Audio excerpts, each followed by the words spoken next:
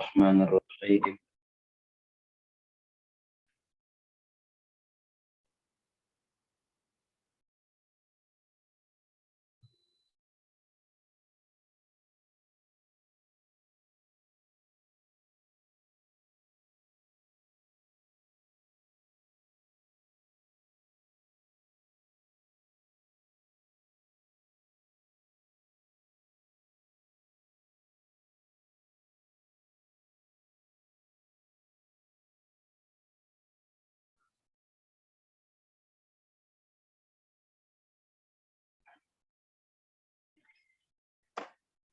Bismillahirrahmanirrahim.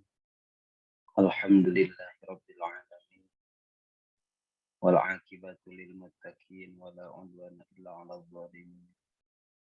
Asyhadu an la ilaha illallah al-malikul haqqul mubin. Wa asyhadu anna Muhammadan 'abduhu wa rasuluh shadiqul wa'dil amin. Allahumma shalli wa sallim wa barik ala sayyidina Muhammadin wa ala alihi wa sahbihi ajma'in. Amma ba'd. A'udzu billahi minasyaitonir rajim. Bismillahirrahmanirrahim. La hadratin Nabi Mustafa wa Rasulul Muhammad Sayyidina wa Maulana Muhammadin dan Mustafa sallallahu alaihi wasallam wa ala alihi wa ashabihi wa azwajihi wa dzurriyyatihi wa ahli baitihi kiram. Al-Fatihah. A'udzu billahi minasyaitonir rajim. Bismillahirrahmanirrahim. Alhamdulillahi rabbil alamin. Ar-Rahmanir Rahim. Maliki yaumiddin.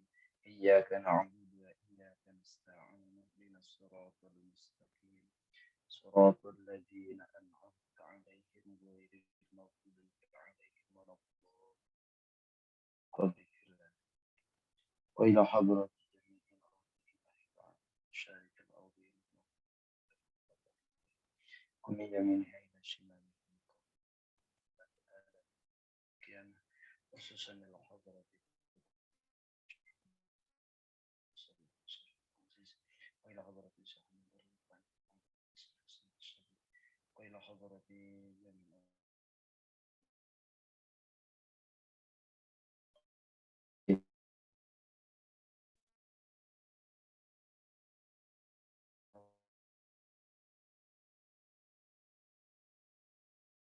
إلى حضرة الفاتحة. أعوذ بالله من الشيطان الرجيم. بسم الله الرحمن الرحيم. الحمد لله رب العالمين. الرحمن الرحيم. مالك يوم الدين. إياك نعبد وإياك نستعين. اهدنا الصراط المستقيم صراط الذين أنعمت عليهم غير المغضوب عليهم ولا الضالين.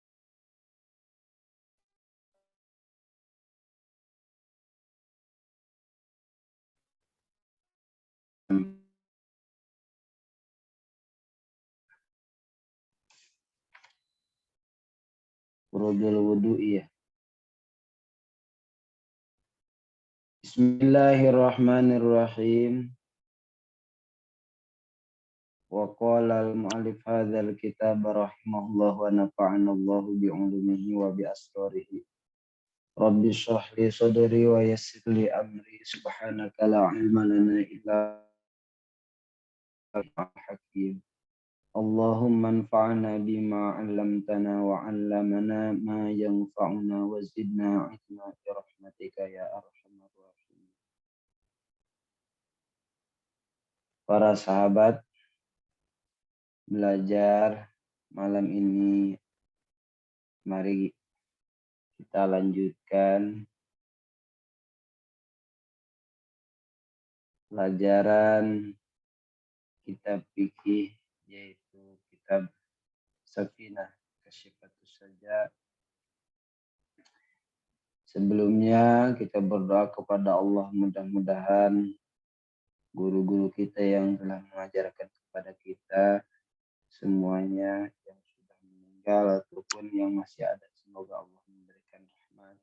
Dan wabil khusus pula untuk pengarang kitab itu Syekh Nawawi Al-Bantami, mudah-mudahan beliau mendapatkan rahmat di dalam kuburnya, serta kita mendapatkan keberkahan dan keberkahan kitab ini. Amin ya Allah ya rabbal alamin. Faslun utawi iki kula pasal suwiji. Pasal ini akan menerangkan tentang niat. Suaranya jelas? Jelas? Berapa orang yang hadir?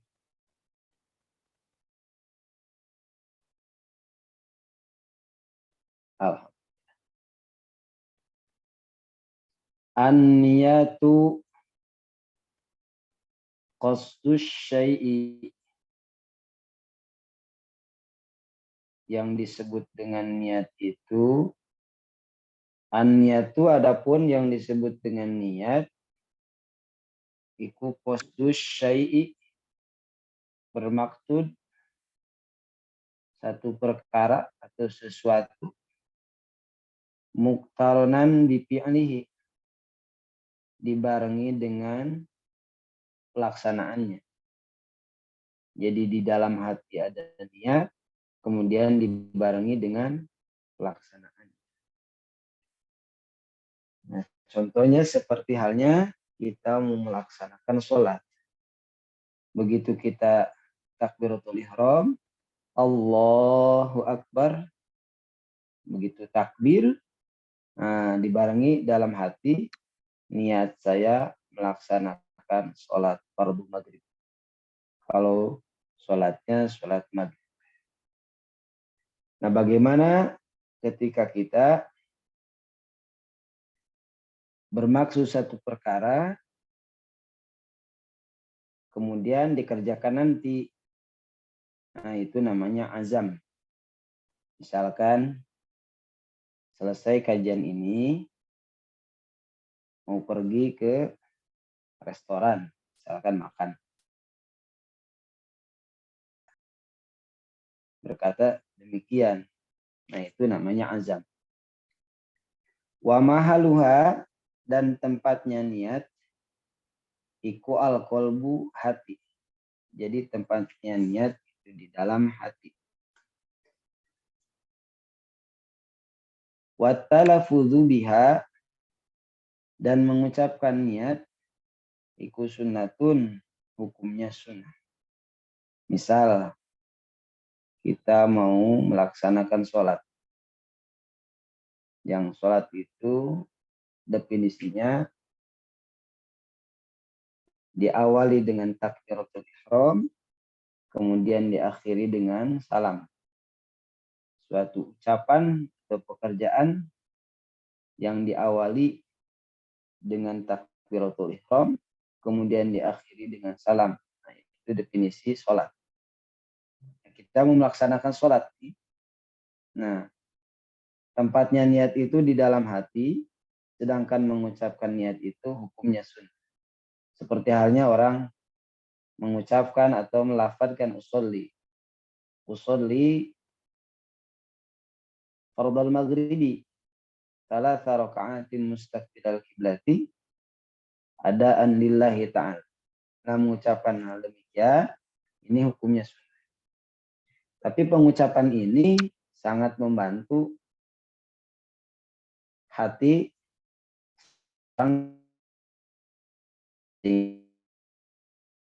melafadzkan usolli. Nah, insya Allah ini akan membantu memantapkan niat di dalam hati. Begitu takbir, Allahu Akbar, diucapkan takbir, di dalam hatinya dibarengi niat saya akan sholat fardu maghrib. Wa waktuha, dan tempatnya niat, ku ingda gusli awali juz'in, ketika membasuh pada juz yang pertama. Nah, ini dicontohkan untuk bab wudu. Jadi adanya niat itu waktunya ketika basuhan pertama pada anggota wudu. Jadi wajah. Begitu airnya diangkat, kemudian dibasuhkan ke muka. Nah, begitu nempel ke muka, Di situ langsung niat. Barengan. Nempel, begitu. Nempel, hati niat. Niat saya berwudu, menghilangkan fardu karena Allah. Nah, minal haji dari wajah. Watar tibu, kemudian seperti Allah yuqaddima udwan ala udwin. Intinya mendahulukan anggota wudhu yang pertama, kemudian mengakhirkan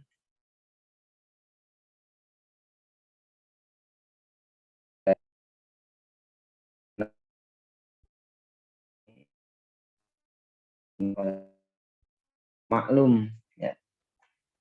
Dan di bagian sholat tadi ketika takbiratul ihram, kemudian ketika wudhu, ketika basuhan pertama, gitu. Nempel air ke wajah, nah di situ langsung pasang.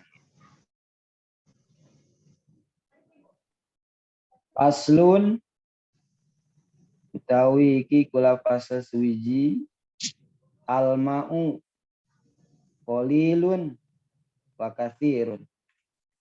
Air ada yang sedikit dan ada yang banyak. Al-qalilu madunal kulataini. Air yang sedikit itu air yang di bawah 2 kulah.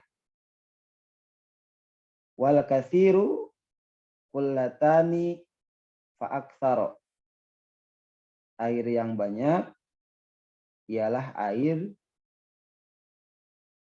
2 kulah atau lebih banyak dari ukuran 2 kulah.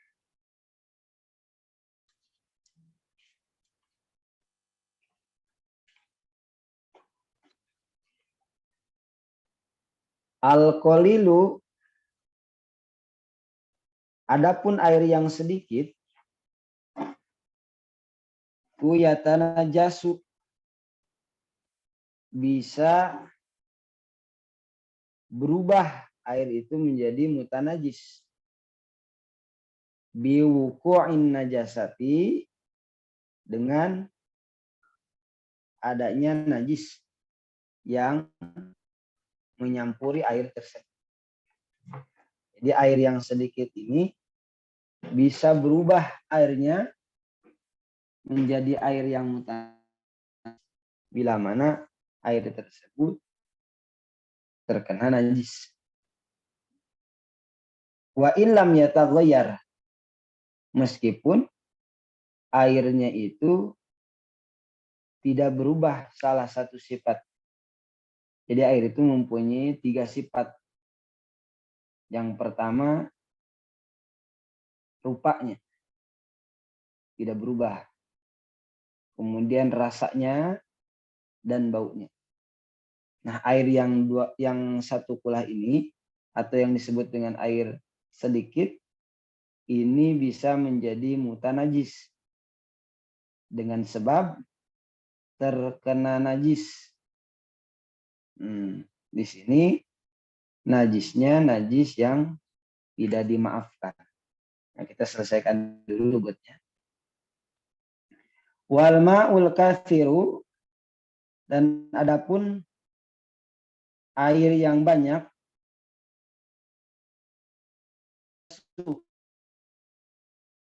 tidak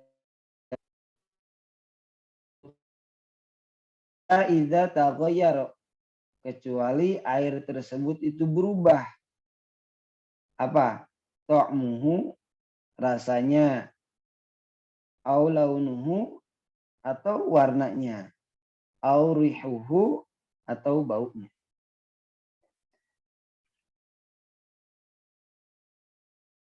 Nah, bagi 2 macam. Ada najis yang dimaafkan ketika sholat, tetapi tidak dimaafkan di dalam air.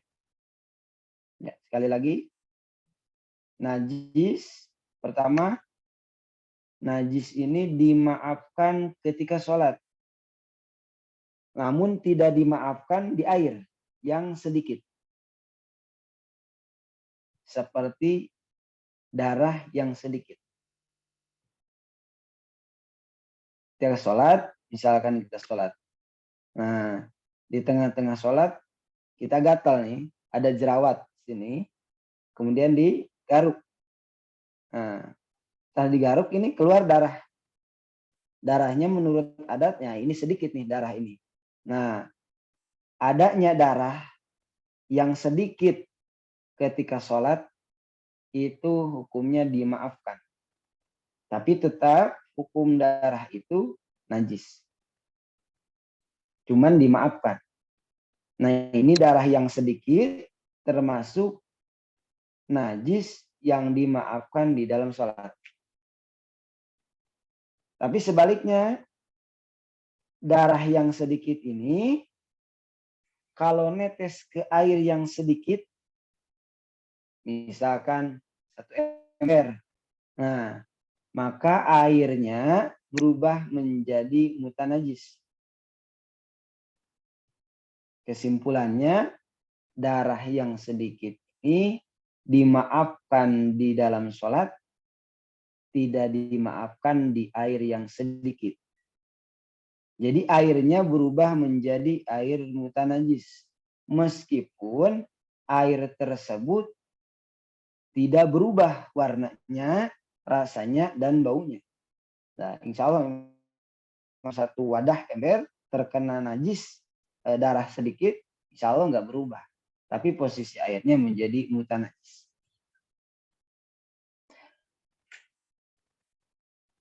Nah, air mutanajis ini masih bisa diharapkan menjadi air yang suci dan mensucikan. Ketika air mutanajis ini digabungkan dengan air yang suci. Dengan air yang mutanajis. Tapi jumlahnya banyak. Sehingga nyampe ukuran 2 kulah atau lebih. Misalkan para sahabat kajian ini masing-masing punya air 1 ember, tapi semuanya sama, airnya itu hukumnya mutanajis. Nah, kita tidak ada lagi air nih kecuali air yang mutanajis ini. Kita kumpulkan air yang mutanajis, dimasukkan ke dalam drum atau dalam bak. Nah, sehingga setelah dikumpulkan ini dari bulan bin bulan kumpulkan dalam satu wadah, airnya nyampe menjadi 2 kulah. Nah, dan airnya itu tidak berubah. Ya kan diambil lagi masing-masing, pada mengambil lagi dengan pakai keran atau apa misalkan, diambil lagi masing-masing 1 ember. Airnya berubah lagi menjadi air yang suci dan mensucikan. Itu air yang sedikit. Nah, bagaimana nih air yang di dalam ember? Nah, air yang di dalam ember, kemudian air itu apa ya bahasa Indonesia ini, kobok tuh. Kemasukan tangan, misalnya ini air dalam ember. Nah, tangan kita dimasukkan ke air tersebut. Bagaimana hukum air itu? Apakah itu airnya menjadi mustakmal? Apakah masih bisa dipakai berwudu? Nah, posisi air di dalam itu masih suci. Karena yang disebut dengan air mustakmal itu nanti kita bahas bab airnya. Air yang dipakai untuk menghilangkan hadas kecil atau dipakai menghilangkan hadas besar atau dipakai menghilangkan najis. Gitu.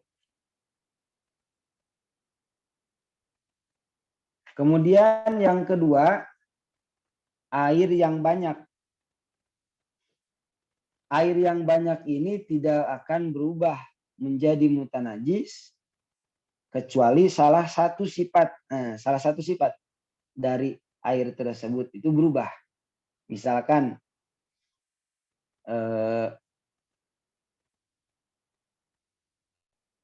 para sahabat berenang. Nah, Tidak mungkin berenang di air yang kurang dari 2 kulah, udah pasti. Ya, kolam renang itu ukurannya lebih dari 2 kulah. Sangat luas. Nah, tiba-tiba ada orang yang ikut renang, kemudian kencing.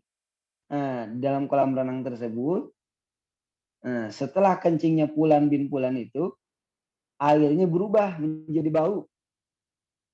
Misal, orangnya udah makan pete atau jengkol, nah berubah airnya itu menjadi bau. Maka seluruh air dalam kolam renang itu, meskipun dengan najis yang sedikit, air kencing itu, ketika berubah, salah satu sifat air tersebut, airnya berubah menjadi mutanajis.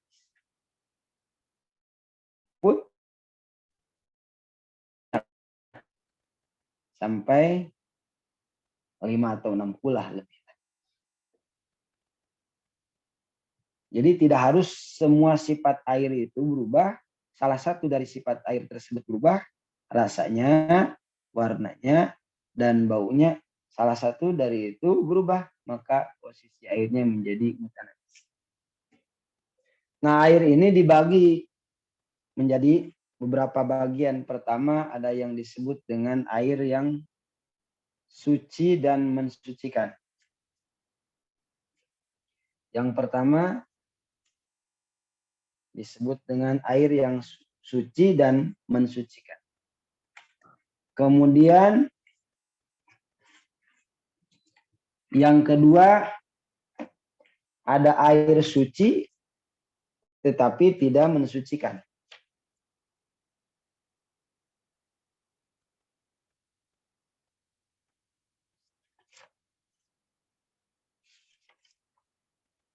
Yang ketiga ada air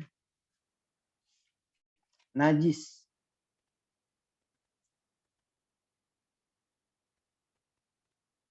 Yang keempat ada air mutanajis. Yang kelima ada air musta'mal.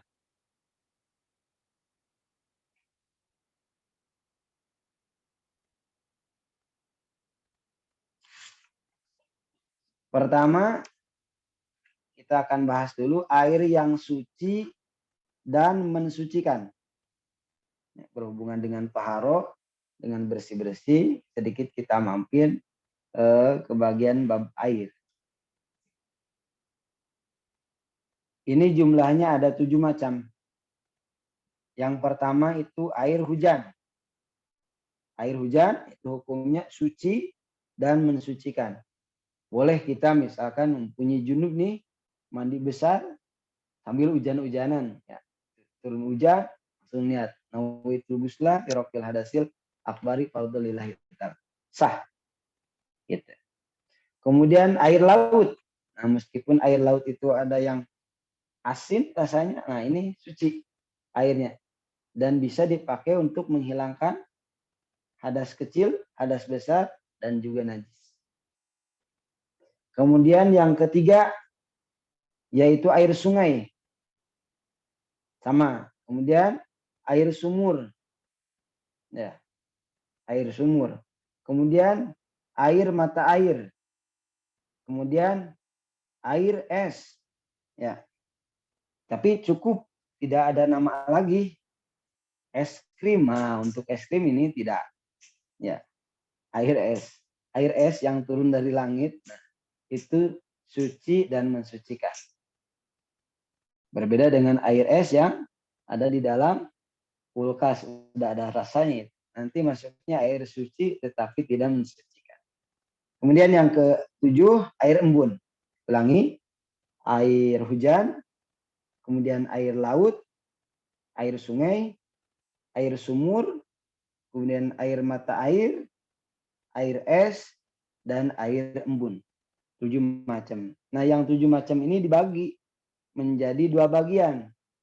Ada yang dari langit, turunnya air itu, kemudian yang bersumber dari tanah. Mungkin air hujan dari langit.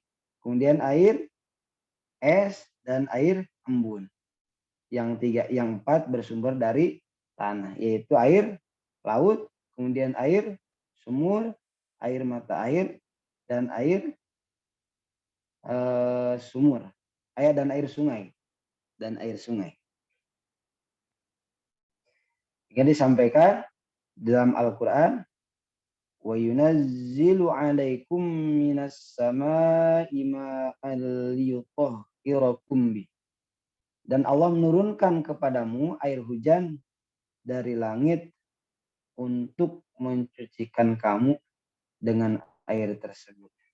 Itu di dalam Al-Quran surah Al-Anfal.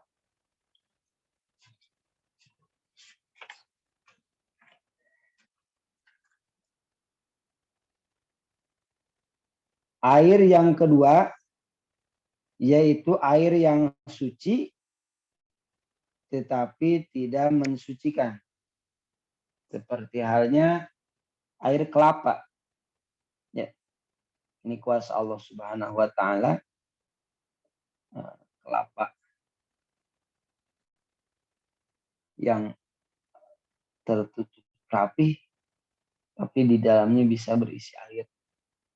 Ini merupakan tanda, salah satu tanda atas kebesaran Allah Subhanahu wa taala. Air kelapa ini hukumnya suci. Tetapi tidak bisa digunakan untuk bersuci.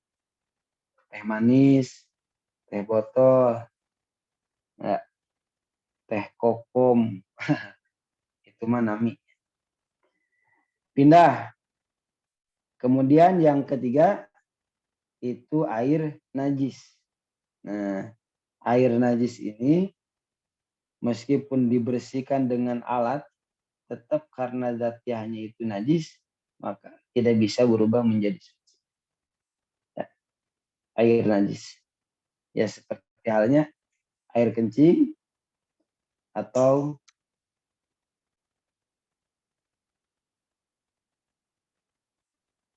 air yang memang zatiahnya itu najis.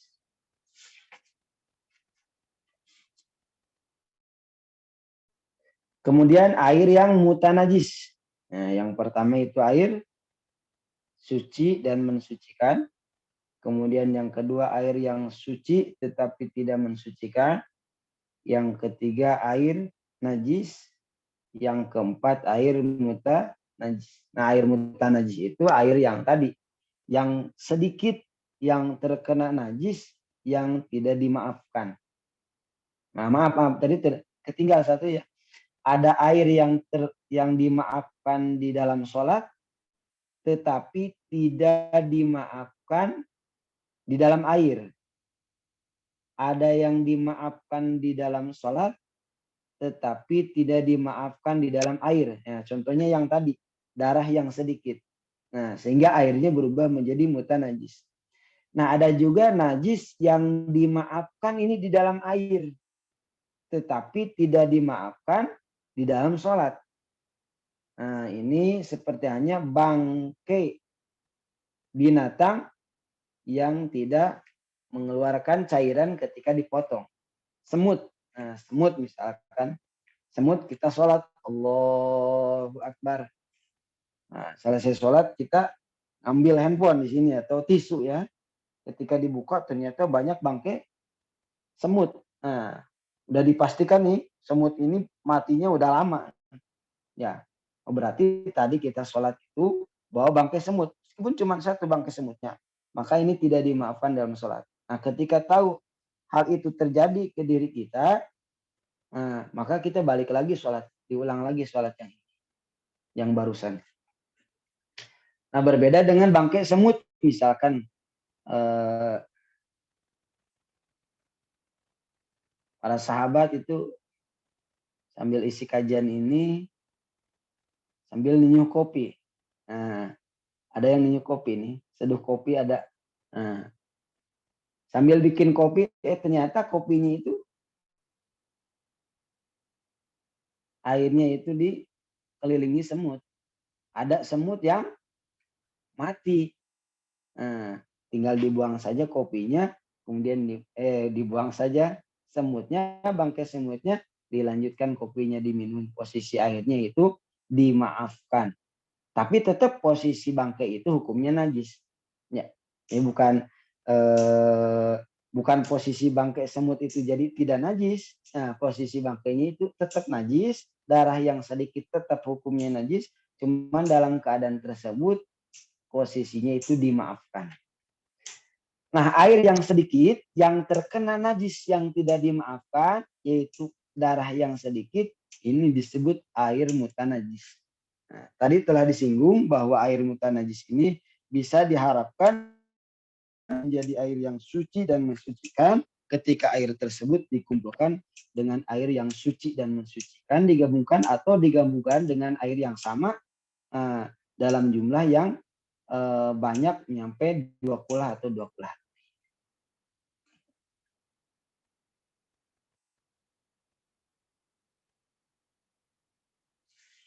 Kemudian air yang mustakmal. Air yang mustakmal. Air mustakmal ini tentu mustakmal dari 3 perkara. Pertama, mustakmal dari hadas kecil. Yang kedua, mustakmal dari hadas besar. Kemudian yang ketiga, mustakmal dari menghilangkan najis. Contoh air mustakmal dari menghilangkan hadas kecil atau dari berwudu, yaitu misal seperti ini, yang ambil air, ini air suci dan mensucikan ini, kemudian kita membasuh muka. Nah, pada basuhan pertama bisa seluruh wajah ini terbasahi oleh air. Nah, 1, 2, 3. Nah, misalkan dalam satu kali basuhan. Nah, air yang jatuhnya itu disebut air mustakmal. Jadi basuhan yang kedua dan basuhan yang ketiga hukumnya sunnah. Karena basuhan yang pertama udah merata, anggota wudhu di bagian wajah udah terbasahi dengan air. Jadi adanya hukum sunnah 3 kali membasuh muka itu dengan catatan basuhan yang pertama. Jadi yang kedua itu ketiga. Nah, bila mana kita basuh muka, kemudian dengan basuhan yang pertama kita hanya setengah wajah, maka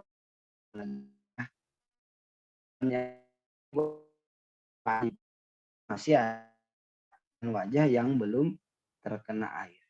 Itu. Nah, itu jadi basuhan pertama, kemudian rata airnya terbasahi. Nah, air yang netesnya ini disebut air menghilangkan hadas. Misalkan saya ngambil air 1 gayung dengan gayung yang besar, misalkan koren yang besar, kemudian dibasuhkan ke kepala. Nah, terus sambil niat saya menghilangkan hadas besar, nawaitul ghusla raful hadasil akbari fardhu lillahi ta'ala.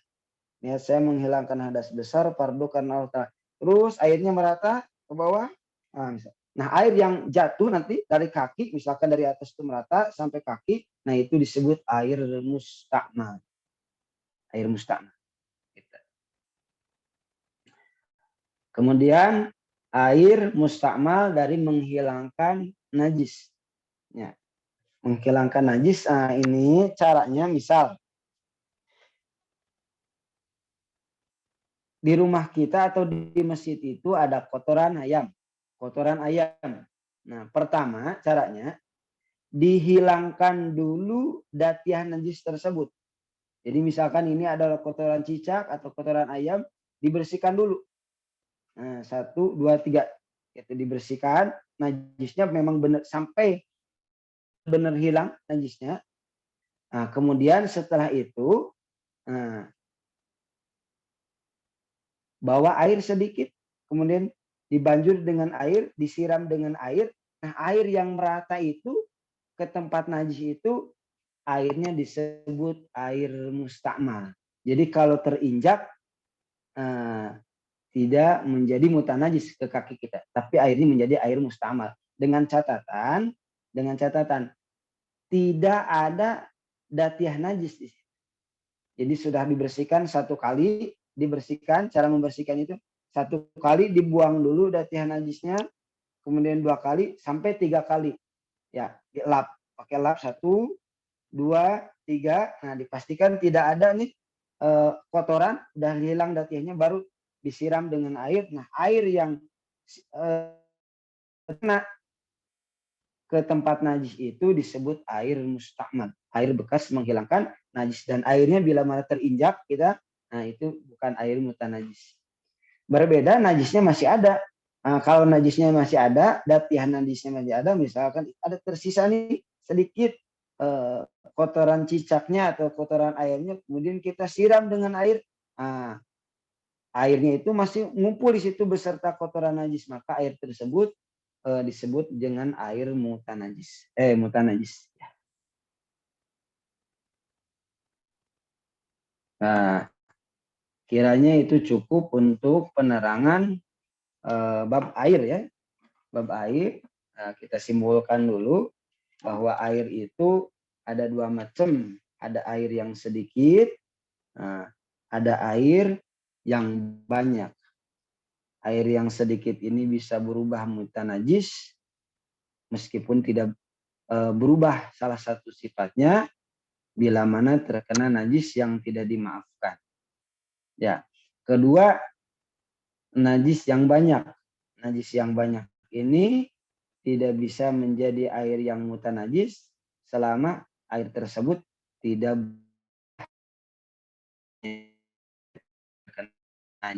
bila mana salah satunya berubah, maka posisi air meskipun banyak berubah namanya menjadi air yang mutanajis.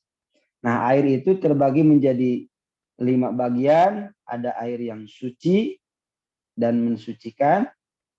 Kemudian ada air yang suci tetapi tidak bisa dipakai untuk bersuci. Kemudian ada air najis, ada air mutanajis, ada air mustakmal. Wallahu a'lam bishawab. Nah, kita masuk ke satu pasal lagi insyaallah ya. Satu pasal lagi yaitu pasal mujibatul ghusli. Paslun utawi iki kula pasal sewiji mujibatul ghusli. Adapun perkara yang dapat mewajibkan adus, jadi seseorang bisa hukumnya adusnya menjadi wajib bila mana salah satu dari yang 6 perkara ini dikerjakan atau terjadi kepada seseorang. Sitatun, ada 6. Yang pertama, ilajul hasyafati fil farji. Nah, yang pertama itu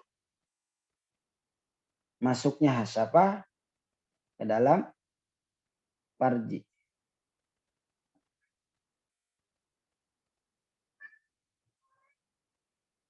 Ai fi farji kanat sawaun kana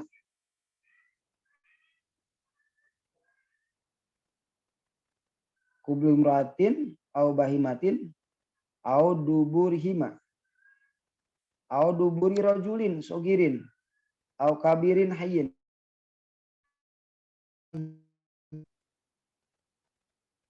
au dubiri nafsihi wajibu aidon al-ghuslu alal mar'ati. Nah, yang pertama itu ilajul hasyafah.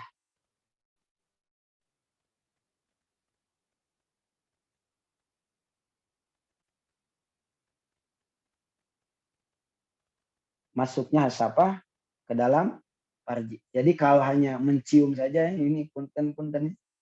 Kalau hanya mencium saja ini tidak mewajibkan adus. Jadi masuknya wajibnya adus itu bila mana bekas khitannya itu masuk ke dalam hasyafah tersebut. Walau bila qasdin. Nah, Ini tidak disengaja masuknya, meskipun seperti itu. Walau halatan naumi, karena ini posisinya sedang tidur, jadi kayak mimpi ini, nggak disengaja. Nah, tetap itu bila mana terjadi wajib nanti mandi besar, adus.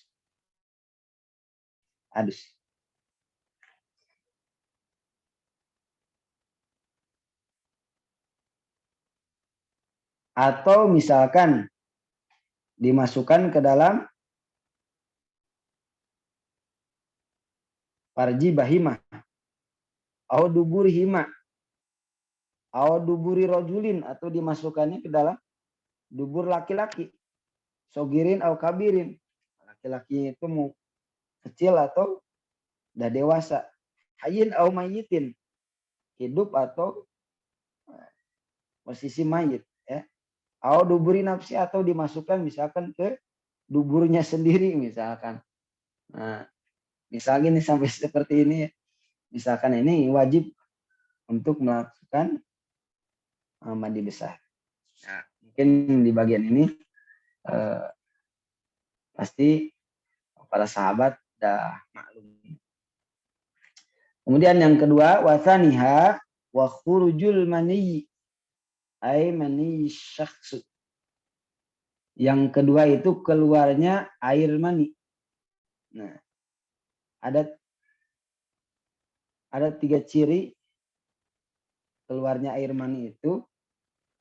Yang pertama, airnya itu baunya kayak adonan tepung. Bahasanya itu adonan tepung baunya. Ya, tinggal nanti disamakan aja, kita bikin adonan tepung, kemudian kalau kebetulan itu.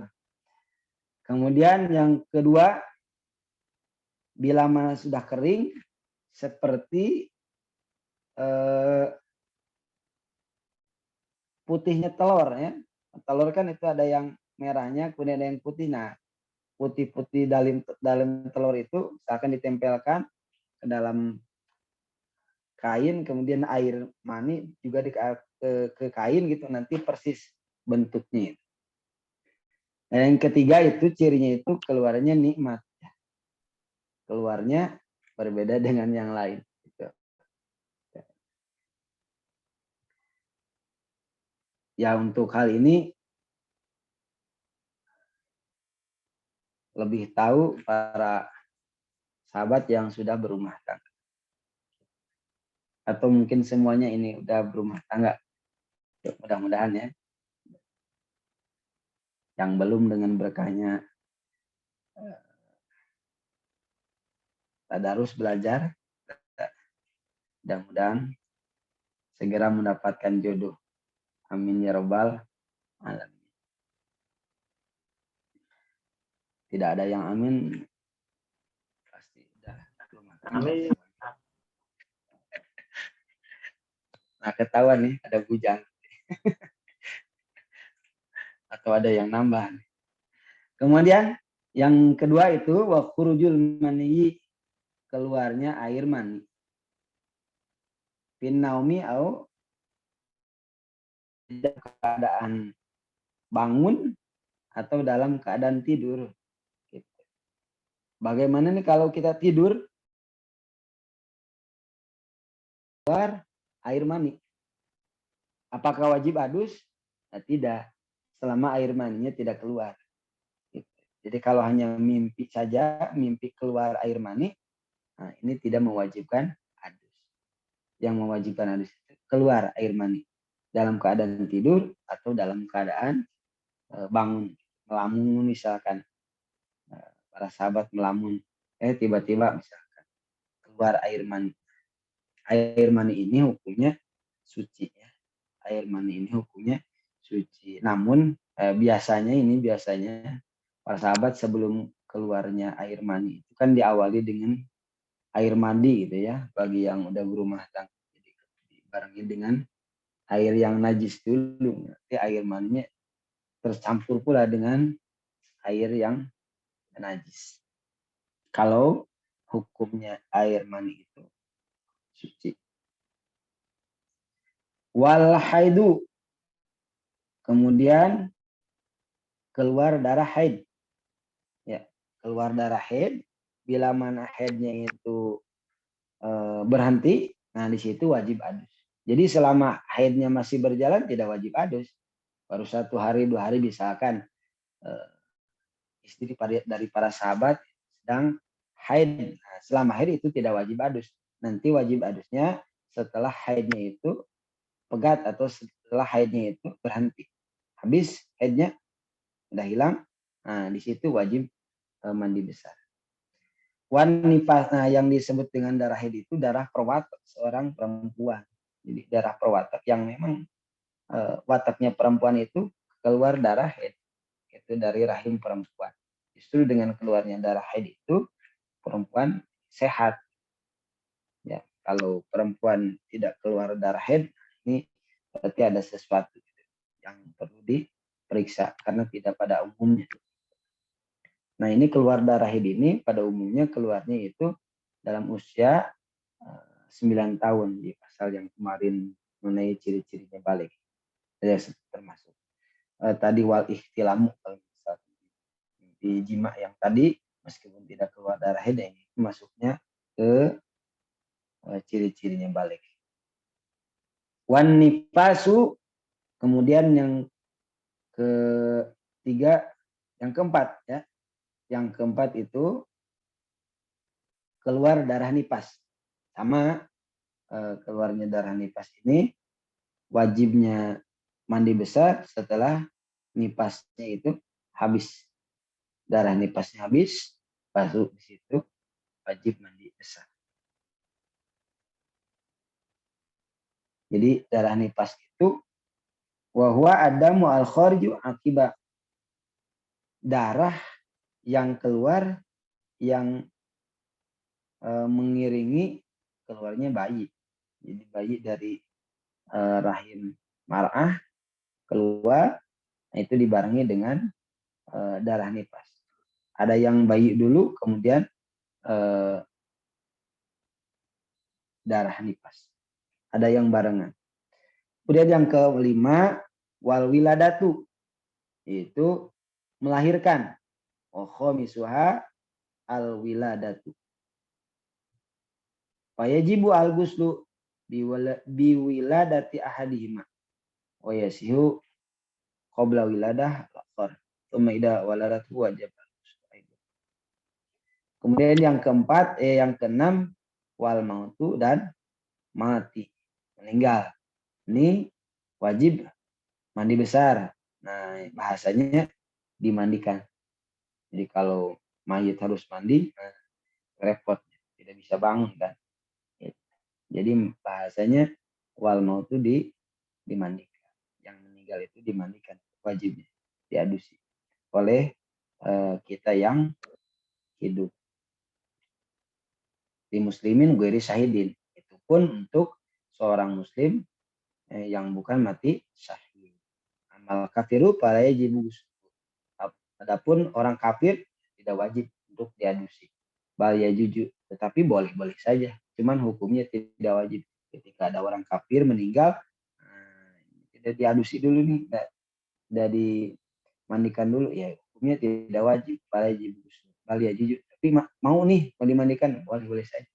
Wa masyahidu fala yajibu ghuslu bal yahrum. Adapun orang yang mati syahid ini tidak wajib dimandikan besar, bahkan hukumnya haram. Bahkan hukumnya haram kalau yang mati syahid kemudian perang, ya, mati syahid ini dimandikan. Wallahu a'lam bishawab. Kiranya untuk pertemuan hari ini dicukupkan. Dua pasal, 3 pasal dulu. Berhubungan waktu setelah kan jam 20.50. Mudah-mudahan apa yang saya sampaikan ini menjadi keberkahan bagi kita semuanya. Semoga Allah memberikan paham kepada para sahabat semuanya dari wasilah thalabul ilmi kita. Dari saya yang saya sampaikan hanya ala kadarnya, hanya sedikit yang saya sampaikan. Mudah-mudahan Allah memberikan kemudahan para sahabat untuk memahami apa yang saya sampaikan. Semoga Allah menjadikan pertemuan kita ini pertemuan yang diberkahi oleh Allah Subhanahu wa taala, pertemuan yang mendapatkan rahmat dari Allah Subhanahu wa taala. Mudah-mudahan waktu yang kita pakai untuk thalabul ilmi ini benar-benar dapat kita dapatkan nanti pahalanya di akhir. Amin ya Allah ya rabbal alamin. Mudah-mudahan dengan keberkahan thalabul ilmi di malam minggu ini kita sama-sama untuk belajar. Semoga ini menjadi keberkahan khusus jadi kita dan untuk anak-anak kita. Semoga anak-anak kita jadikan anak-anak yang soleh dan solehah. Amin ya Allah ya rabbal alamin. Semoga dengan keberkahan thalabul ilmi kita Allah mengabulkan hajat-hajat kita semuanya. Amin ya Allah ya rabbal alamin. Dan lebih penting dari itu, mudah-mudahan dari thalabul ilmi kita ini Allah memberikan ampunan kepada kita atas segala kehilapan kita. Amin ya Allah ya rabbal alamin. Sesuatu yang benar itu datangnya dari Allah Subhanahu wa taala. Apa-apa yang kurang yang saya sampaikan, yang kurang tepat itu pasti datang dari kebodohan saya sendiri. Mohon maaf atas segala sesuatu yang saya sampaikan. Itu mudah-mudahan menjadi ilmu yang manfaat dan barokah. Amin ya Allah ya rabbal alamin. Mungkin cukup sekian pertemuan kita di malam hari ini. Semoga Allah memberikan keberkahan kepada para sahabat semuanya. Mudah-mudahan Allah mempertemukan lagi nanti di malam minggu yang akan datang. Mudah-mudahan dalam keadaan yang terbaik. Amin ya Allah ya rabbal alamin. Para sahabat, mari kita tutup dengan ucapan alhamdulillahirabbil alamin. Kita sama-sama baca wal asri 3 balikan. Bismillahirrahmanirrahim. Wal asri innal insana lafi khusrin illa alladziina aamanu wa 'amilus shalihati wa tawassaw bil haqqi wa tawassaw bis sabr.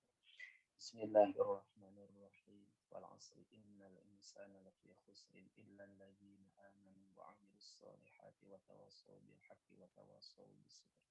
Bismillahirrahmanirrahim.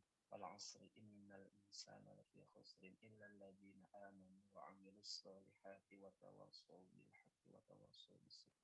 Shadaqallahul 'azim. Subhanakallahumma wa bihamdika asyhadu an la ilaha illa anta astaghfiruka wa atubu ilaik. Mari para sahabat ya kami. Assalamualaikum warahmatullahi wabarakatuh. Waalaikumsalam warahmatullahi wabarakatuh.